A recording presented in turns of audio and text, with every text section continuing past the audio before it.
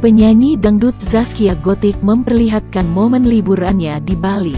Kali, aksi istri Sirajuddin Mahmud mencuri perhatian Bopak Castello hingga Vega Darwanti.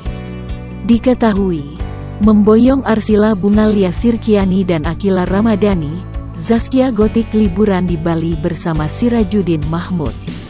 Sejumlah foto liburan Zaskia Gotik di Pantai Jimbaran, Bali dibagikan melalui Instagram baik oleh ibu maupun ayah Arsila Bungalia Sirkiani. Berbalut outfit cetar berwarna merah merona, Gotik berdiri membelakangi indahnya Pantai Jimbaran kala turunnya senja. Ketika itu pantai dalam kondisi cerah dan terang benderang. Suasananya menawan. Ada senja yang ikut menyempurnakan keindahan foto sang pedangdut asal Bekasi demikian.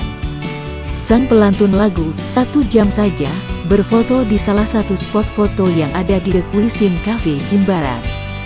Satu tangannya berpegangan pada tiang kayu. Lantas foto tersebut memantik reaksi warganet tak terkecuali pesinetron Bopak Castello hingga Vega Darwanti.